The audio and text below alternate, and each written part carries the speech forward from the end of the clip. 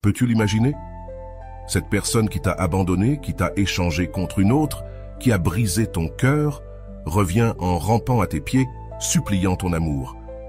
Ce n'est ni une coïncidence ni de la chance, c'est le pouvoir d'une philosophie millénaire qui a transformé des empereurs et des guerriers.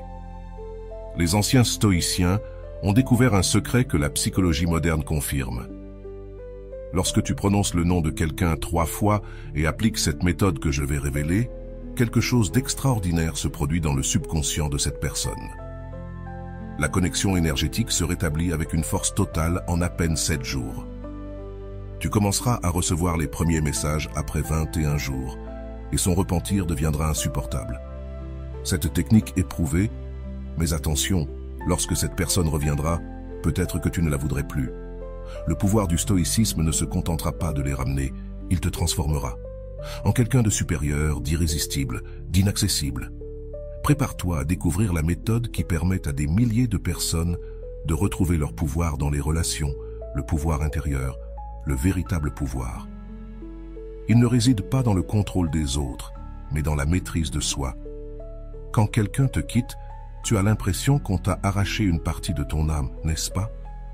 Ce vide dans la poitrine, ce nœud dans la gorge qui t'empêche de respirer, les nuits deviennent interminables. Tu révises les messages encore et encore, te demandant ce que tu as mal fait. Tu te réveilles avec l'espoir de voir une notification de cette personne sur ton téléphone. Cette douleur est réelle, mais c'est aussi ta plus grande opportunité. Le stoïcisme nous enseigne que la souffrance ne vient pas des faits, mais de la façon dont nous réagissons face à eux. Quand cette personne est partie, elle n'a pas emporté ta capacité à être heureux.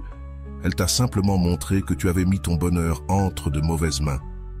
Maintenant, c'est le moment de récupérer ce pouvoir.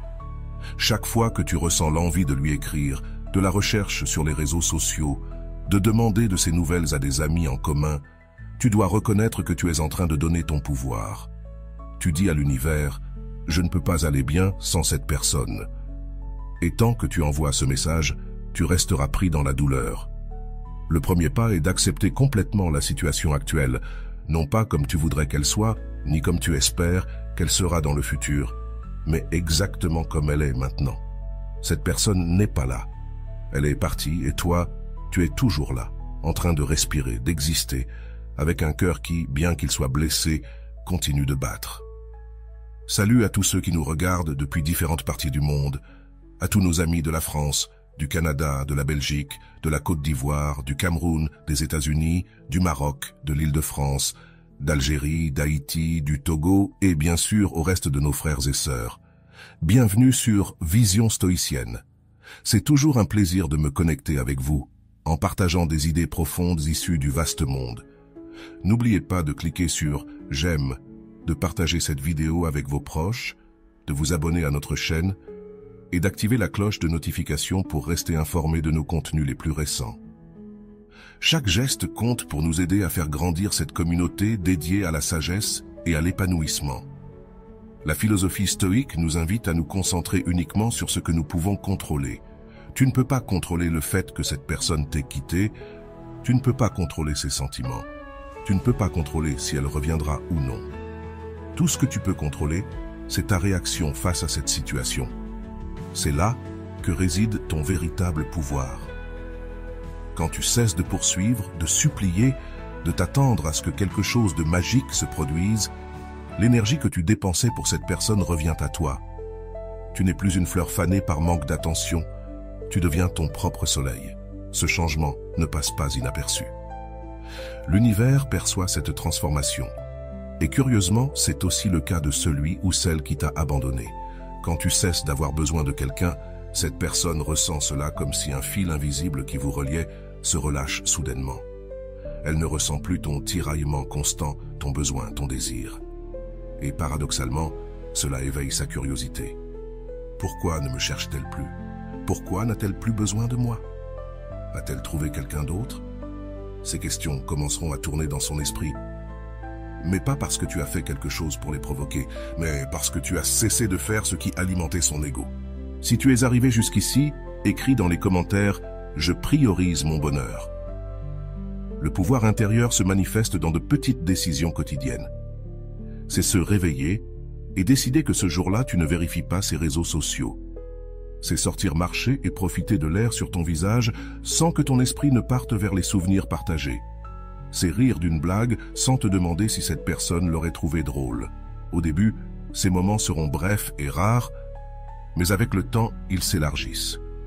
Une minute deviendra une heure deviendra un jour deviendra une semaine. Ce n'est pas que la douleur disparaisse complètement, c'est que tu apprends à ne pas t'identifier à elle.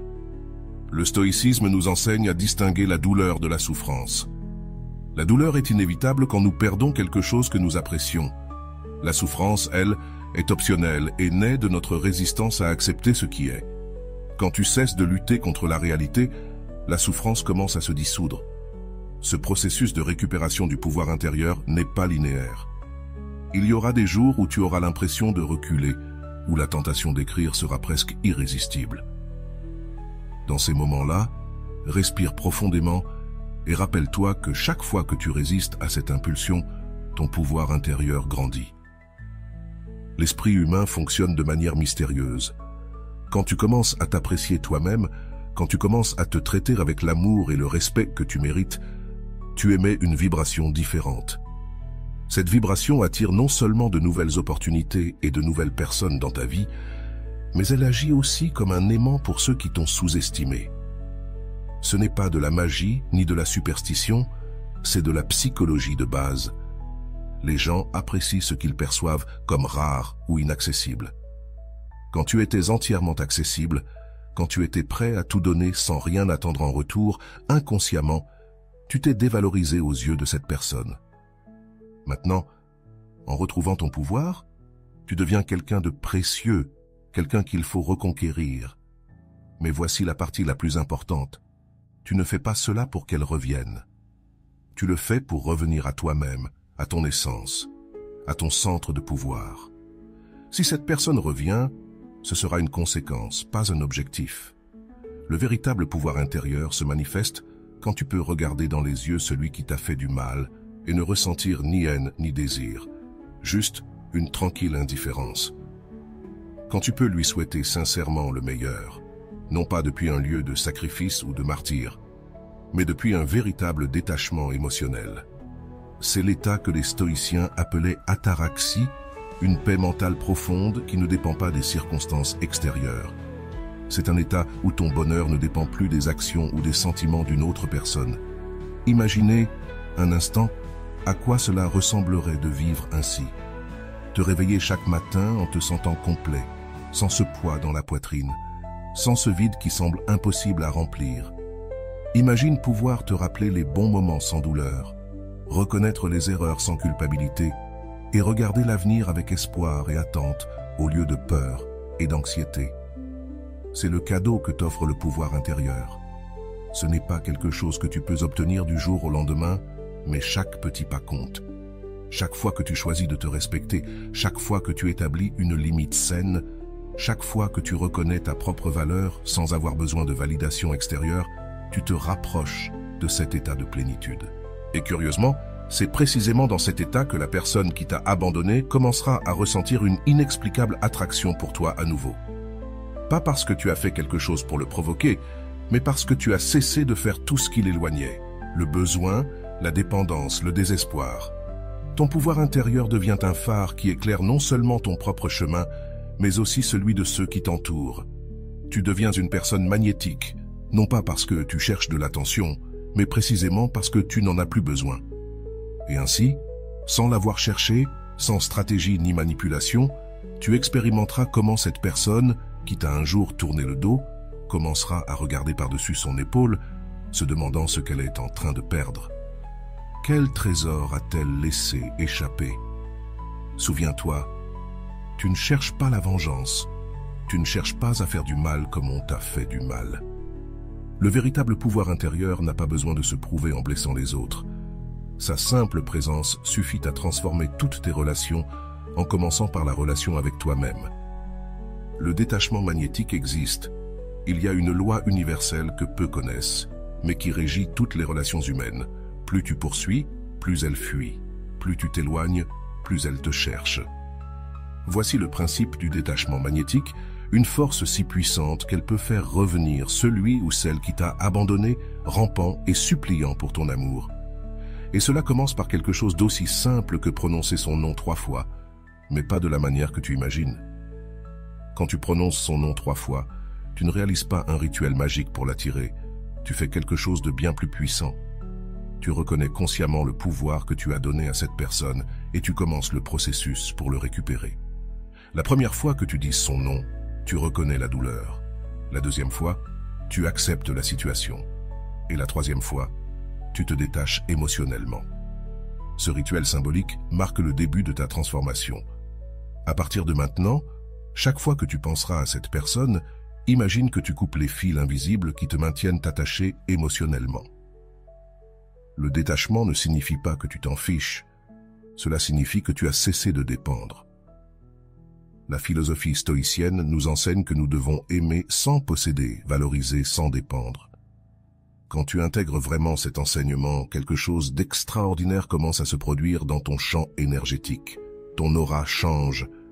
Tu n'émets plus la fréquence du besoin, mais celle de l'autosuffisance. Pense-y ainsi. Quand quelqu'un te quitte, c'est généralement parce qu'il ou elle pense pouvoir le faire sans conséquence. Il ou elle perçoit ton amour comme quelque chose de garanti, toujours disponible, comme un objet qu'il ou elle peut prendre quand il ou elle en a besoin et laisser quand il ou elle n'en a plus envie. Cette dynamique est complètement déséquilibrée. Le détachement magnétique rééquilibre cette dynamique. Soudainement, tu n'es plus disponible émotionnellement. Tu ne réponds plus immédiatement à ses messages, s'il y en a. Tu ne montres plus d'intérêt à savoir ce qui se passe dans sa vie. Tu es devenu un mystère, une question sans réponse. L'esprit humain déteste les espaces vides, les interrogations sans réponse. Quand tu cesses d'être un livre ouvert, quand tu deviens un mystère, l'esprit de cette personne commencera à s'obséder à l'idée de te déchiffrer. C'est inévitable, c'est la nature humaine, et c'est là que le stoïcisme se marie parfaitement avec la psychologie moderne. Les deux reconnaissent que les humains valorisent ce qu'ils ne peuvent pas avoir facilement. Quand tu étais accessible, tu étais superflu. Maintenant que tu es inaccessible, tu es devenu inestimable. Mais attention, le détachement magnétique n'est pas une stratégie de manipulation. Tu ne fais pas semblant de t'en désintéresser pour susciter l'intérêt, tu te libères véritablement du besoin de cette personne. Et c'est précisément cette authenticité qui fait que ça fonctionne. Si tu es arrivé jusqu'ici, écris dans les commentaires « Je priorise ma vie ». Si tu fais semblant de te détacher, mais au fond, tu es toujours désespéré, cette personne le ressentira. L'énergie ne ment pas. Cela doit être un changement réel, profond, sincère. Tu dois vraiment atteindre le point où tu peux vivre heureux sans cette personne dans ta vie.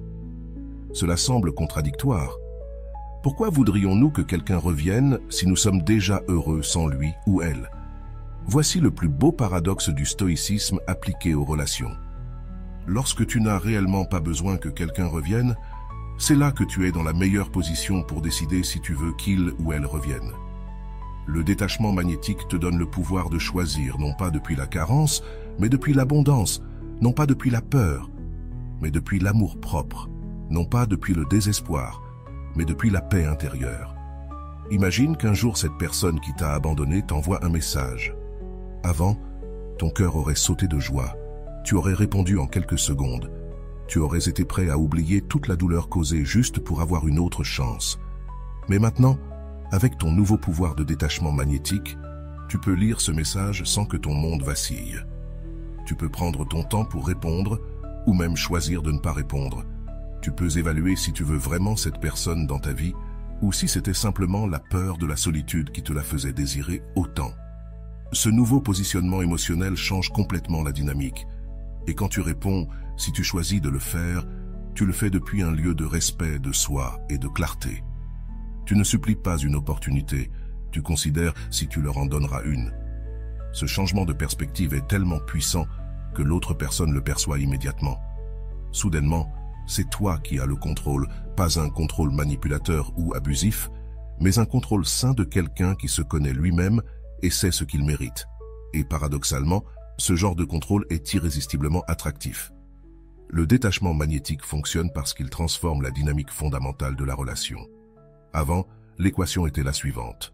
Toi, tu avais plus besoin, eux moins. Maintenant, l'équation est inversée. Eux ont plus besoin, toi moins. Et cette nouvelle équation émotionnelle fait que l'autre te valorise comme jamais auparavant. Mais il y a autre chose que tu dois savoir à propos de ce processus. Cela prend du temps. Ça ne se fait pas du jour au lendemain. Pendant des jours, voire des semaines, il semblera que ça ne fonctionne pas, que cette personne reste absente. Elle ne verra pas de signe. C'est à ce moment-là que beaucoup abandonnent, quand le vieux désespoir tente de revenir. Il est crucial que pendant cette période, tu restes concentré sur toi-même, que tu cultives de nouvelles passions, que tu renforces tes amitiés, que tu améliores ta santé physique et mentale. Pas comme une stratégie pour attirer cette personne, mais comme un engagement envers toi-même, car indépendamment du fait que cette personne revienne ou non, tu mérites une vie pleine et satisfaisante. Le détachement magnétique ne se fait pas dans le temps que tu désires, mais dans le temps qui doit être. Dans la philosophie stoïcienne, la patience n'est pas juste une vertu, c'est un outil de transformation. Chaque jour où tu restes véritablement détaché est un jour de plus où ta valeur augmente aux yeux de celui ou celle qui t'a quitté. Et alors, quand tu t'y attends le moins, tu commenceras à remarquer des changements. Peut-être un message occasionnel demandant comment tu vas, peut-être verras-tu que cette personne commence à interagir plus avec tes publications sur les réseaux sociaux, ou peut-être entendras-tu de la part d'amis communs qu'elle a posé des questions à ton sujet. Ce sont les premiers signes que le détachement magnétique fonctionne. La personne qui t'a tourné le dos regarde maintenant dans ta direction, curieuse, peut-être désolée, certainement intriguée. La graine du doute a été plantée dans son esprit. J'ai fait une erreur en la laissant partir, et ce doute grandira jour après jour, nourri non par tes actions envers cette personne, mais par tes actions envers toi-même. Chaque fois que tu choisis toi-même, chaque fois que tu montres que tu peux être heureux sans cette personne, tu ajoutes du bois au feu de son regret. Il viendra un moment où ce doute se transformera en certitude. J'ai fait une erreur. Et c'est alors que tu verras la manifestation physique du détachement magnétique. Cette personne qui t'a abandonné reviendra, peut-être pas littéralement rampante, mais certainement avec une nouvelle attitude de valorisation envers toi. Et voici la preuve définitive du véritable détachement. Quand cette personne reviendra, tu ne ressentiras pas cette explosion désespérée de bonheur que tu aurais ressenti avant. À la place, tu ressentiras une calme évaluation. Tu te demanderas, veux-je vraiment cela dans ma vie? Est-ce que quelque chose a fondamentalement changé? Est-ce que je mérite mieux? Ces questions ne viennent pas du ressentiment, mais d'un véritable amour de soi. Le détachement magnétique ne ramène pas seulement celui ou celle qui t'a abandonné. Il te ramène à toi-même, à ton pouvoir, à ta capacité de choisir consciemment qui mérite d'être dans ta vie et qui ne le mérite pas. Et voici la véritable promesse du détachement magnétique.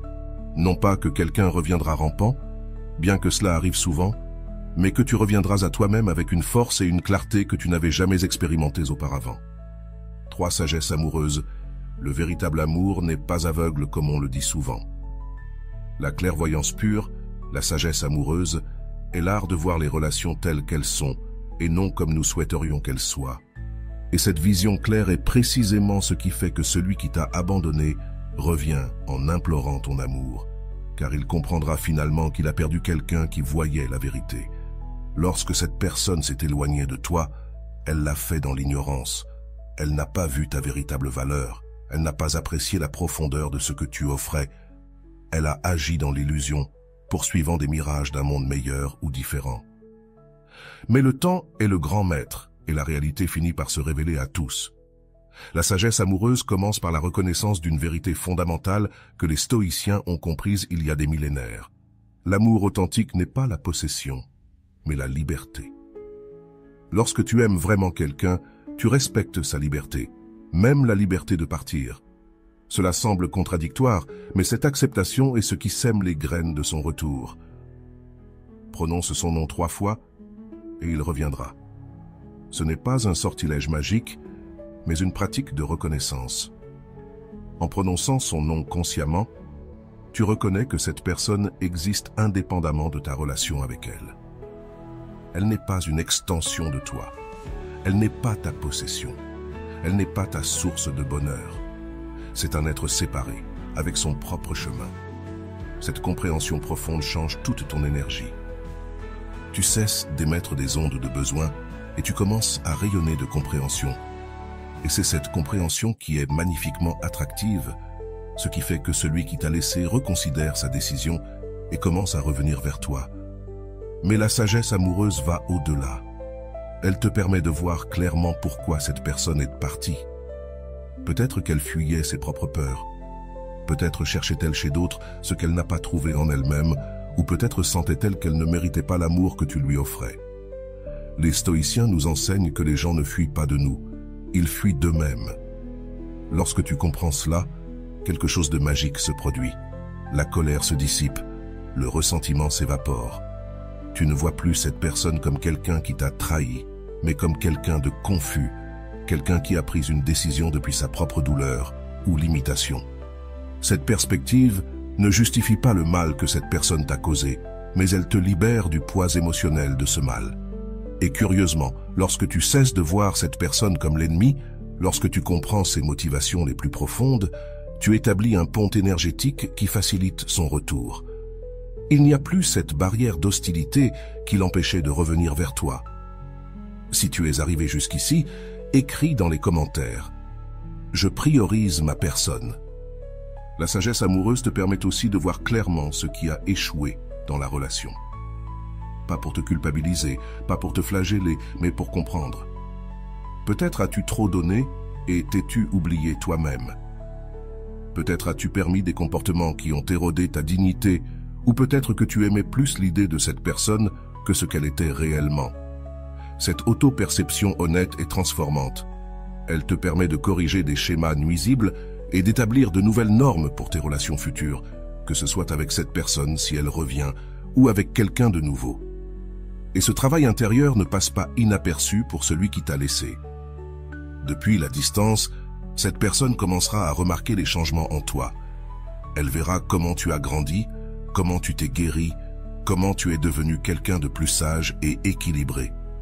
Cette évolution éveillera en elle une curiosité irrésistible. Comment a-t-elle pu se transformer ainsi? Qu'ai-je perdu en m'éloignant?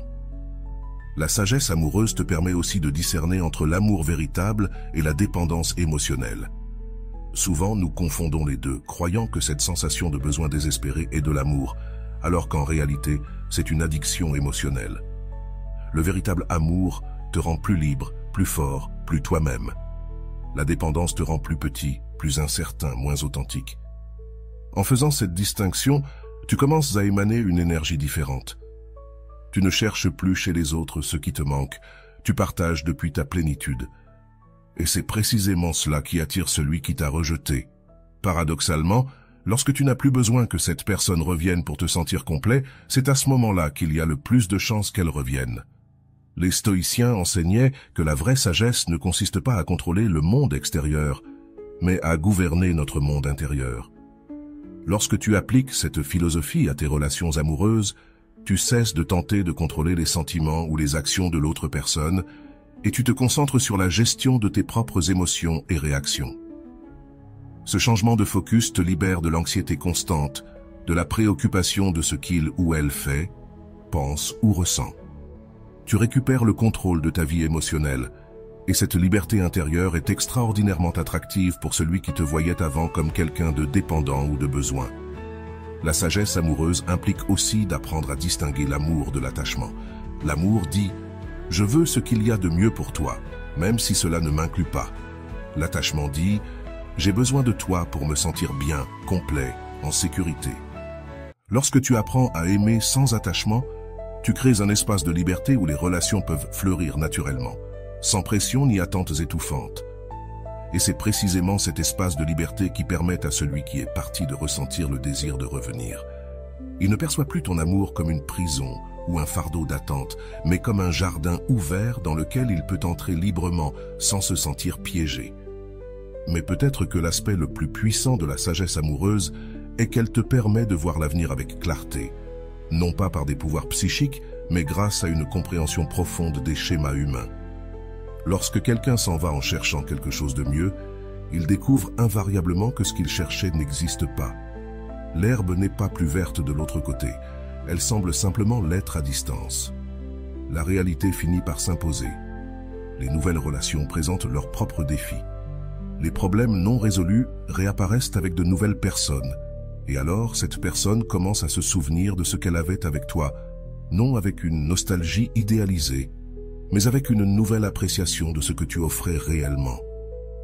Et c'est à ce moment-là que le regret fleurit.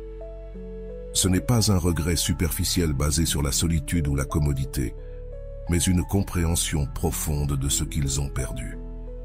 Ce regret authentique est ce qui pousse cette personne à revenir, non pas comme un conquérant confiant, mais comme quelqu'un d'humain qui reconnaît son erreur. La sagesse amoureuse te permet aussi de discerner si ce retour est motivé par de véritables raisons ou par un besoin temporaire.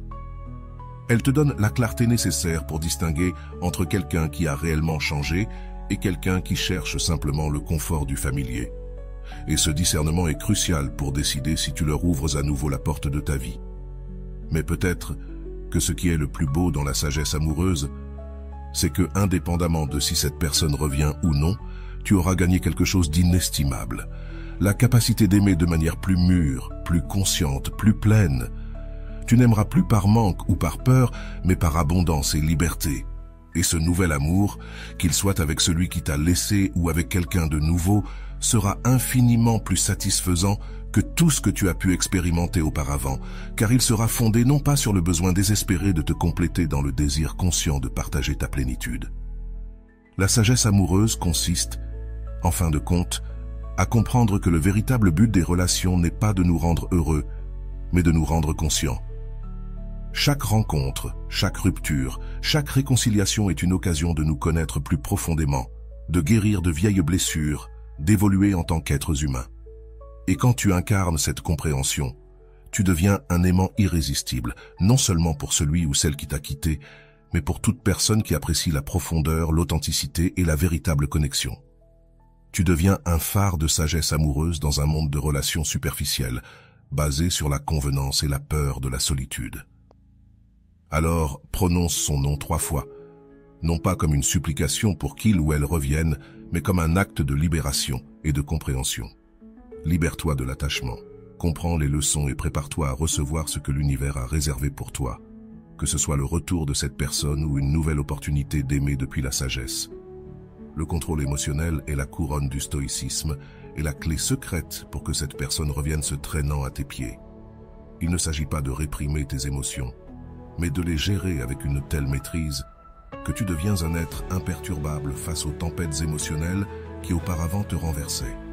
Quand cette personne t'a quitté, probablement ton monde émotionnel a explosé en 1000 morceaux.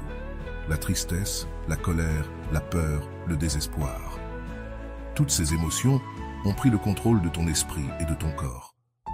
Peut-être as-tu pleuré pendant des jours, supplié une autre chance, envoyé des messages à des heures tardives qui te font maintenant honte. Cette déstabilisation émotionnelle ne t'a pas seulement fait souffrir, mais a confirmé dans l'esprit de celui ou celle qui t'a quitté qu'il ou elle avait pris la bonne décision. Les stoïciens avaient un concept fondamental, les impressions. Ce sont les réactions automatiques et instantanées que nous éprouvons face aux événements. Lorsque tu apprends que ta relation est terminée, l'impression initiale est dévastatrice, mais les stoïciens nous enseignent qu'entre l'impression et notre réponse, il existe un espace. Et dans cet espace réside notre pouvoir de choisir. Le contrôle émotionnel commence par élargir cet espace, par créer une pause entre le stimulus et la réponse. Lorsque tu réussis cette pause, tu n'es plus esclave de tes réactions automatiques. Tu peux ressentir la douleur sans devenir la douleur. Tu peux éprouver la tristesse sans que la tristesse te définisse. Prononcer son nom 3 fois fait partie de ce processus. C'est un exercice de désensibilisation. La première fois, le nom provoque une avalanche d'émotions. La deuxième fois, l'intensité diminue. La troisième fois, tu commences à ressentir une certaine distance émotionnelle. Ce n'est pas que tu ne ressens plus rien, c'est que maintenant, toi, tu contrôles les émotions, plutôt que ce soit elles qui te contrôlent. Ce contrôle émotionnel a un effet immédiat sur ton comportement. Tu n'agis plus par désespoir, tu n'envoies plus de messages impulsifs, tu ne prends plus de décisions qui compromettent ta dignité. Cette nouvelle stabilité émotionnelle se reflète dans chaque aspect de ta vie. Ton travail, tes conversations, tes publications sur les réseaux sociaux. Et voici ce qui est fascinant. Celui ou celle qui t'a quitté percevra ce changement, même à distance. Là où il ou elle voyait quelqu'un consumé par les émotions, il ou elle voit maintenant quelqu'un de serein, équilibré, intrigant, imperturbable. Cette transformation éveille sa curiosité. Comment a-t-il ou elle pu surmonter cela si rapidement? M'a-t-il ou elle vraiment oublié? Peut-être ne m'a-t-il ou elle jamais aimé autant que je le croyais? Le contrôle émotionnel te permet aussi de voir la situation avec clarté. Lorsque les émotions intenses n'obscurcissent plus ton jugement, tu peux analyser objectivement ce qui s'est passé dans la relation. Tu peux identifier des schémas, repérer des signaux d'alerte que tu avais négligés, comprendre les dynamiques qui ont mené à la rupture. Cette clarté mentale ne t'aide pas seulement à guérir, mais te prépare aussi à une réconciliation potentielle, depuis un lieu de sagesse, non de désespoir. Mais l'aspect le plus puissant du contrôle émotionnel est peut-être son effet magnétique. Les êtres humains sont naturellement attirés par ceux qui démontrent une stabilité émotionnelle. C'est une qualité rare et précieuse dans un monde où la majorité réagit impulsivement à chaque stimulus. Lorsque tu incarnes cette stabilité, tu deviens un refuge, une ancre au milieu de la tempête. Et cela devient irrésistiblement attractif, particulièrement pour celui ou celle qui t'a quitté et qui maintenant expérimente les conséquences émotionnelles de sa décision. Car, bien que cela puisse paraître surprenant, celui ou celle qui abandonne souffre souvent autant, voire plus, que celui ou celle qui est abandonné. Il ou elle lutte avec la culpabilité, le doute, la peur d'avoir commis une erreur irréparable. Il ou elle cherche à justifier sa décision, à se convaincre qu'il ou elle a bien fait. Mais quand il ou elle te voit, calme, équilibré, avançant avec dignité, la certitude qu'il ou elle avait raison commence à se fissurer. Le contrôle émotionnel implique également de gérer tes attentes. Tant que tu es obsédé par l'idée que cette personne revienne, tu restes son esclave émotionnel. La véritable liberté arrive quand tu acceptes profondément que tu pourrais ne jamais la revoir et que même dans ce cas, tu sais que tu seras bien. Cette acceptation sincère, paradoxalement, augmente les chances d'une rencontre. Pratiquer le contrôle émotionnel au quotidien implique de petites décisions. Lorsque tu ressens l'envie de vérifier ces réseaux sociaux, tu choisis de ne pas le faire. Lorsque la tristesse t'envahit en entendant ta chanson, tu laisses l'émotion s'écouler sans résistance, mais tu ne t'y accroches pas. Lorsque des amis communs mentionnent son nom, tu gardes une expression neutre, ni anxieuse, ni indifférente. Ces petites victoires s'accumulent. À chaque fois que tu choisis une réponse équilibrée plutôt qu'une réaction impulsive, tu renforces ton contrôle émotionnel. C'est comme exercer un muscle. Au début, c'est difficile. Cela demande un effort conscient, mais avec la pratique, cela devient naturel, automatique. Pendant que tu te fortifies émotionnellement, quelque chose d'intéressant se passe avec celui ou celle qui t'a quitté. L'absence de drame, de poursuite, de supplication désespérée crée un vide dans son expérience. Ce vide génère de l'inquiétude. L'esprit humain déteste les espaces vides, il cherche à les remplir immédiatement. Et ainsi, presque sans s'en rendre compte, cette personne commence à penser à toi de plus en plus. Ce ne sont pas des pensées de pitié ou de culpabilité comme avant, mais de véritable curiosité et d'intrigue. Que fait-il ou elle? Avec qui est-il ou elle? Pourquoi ne me cherche-t-elle pas? Ces pensées commencent à occuper de plus en plus de place dans son esprit. Ce qui avant était une certitude, que c'était fini, devient une question inconfortable. Ai-je vraiment fait ce qu'il fallait? Et c'est là que le contrôle émotionnel montre toute sa puissance. Lorsque cette personne reviendra vers toi, ce ne sera pas en retrouvant la même personne émotionnellement dépendante qu'elle a laissée, mais quelqu'un transformé, quelqu'un avec de l'autodiscipline, quelqu'un qui irradie une force calme et magnétique. La réunion, si elle a lieu, ne se fera pas selon tes anciens termes. Anxiété, dépendance, peur, mais selon tes nouveaux termes, clarté, équilibre, respect de soi. Tu ne seras plus celui ou celle qui quémande de l'amour, mais celui ou celle qui décide consciemment s'il ou elle veut partager son amour à nouveau. Ce changement de dynamique est ce qui fait que celui ou celle qui t'a abandonné reviendra se traînant, non pas parce que tu l'as manipulé ou parce que tu as joué à un jeu psychologique, mais parce que tu as évolué authentiquement. Tu es devenu quelqu'un qui ne mendie plus l'amour, mais qui le donne depuis sa propre abondance, et uniquement à celui ou celle qui le valorise correctement. Le contrôle émotionnel te permet aussi d'identifier de faux signes de repentance. Lorsque celui ou celle qui t'a quitté essaie de revenir, tu pourras discerner s'il ou elle agit par amour sincère ou par des motifs égoïstes. Solitude, convenance, ego blessé. Sans contrôle émotionnel, tu pourrais sauter sur n'importe quelle miette d'attention qu'il ou elle t'offre. Tu peux évaluer objectivement si cette personne mérite une seconde chance dans ta vie. Les stoïciens nous enseignent que les émotions sont comme des chevaux sauvages, puissants et intenses, capables de nous emmener loin, mais potentiellement destructeurs si nous ne les domptons pas. Le contrôle émotionnel consiste à apprendre à monter ces chevaux, à les diriger dans la direction que nous choisissons, au lieu d'être traînés par eux sans direction ni but.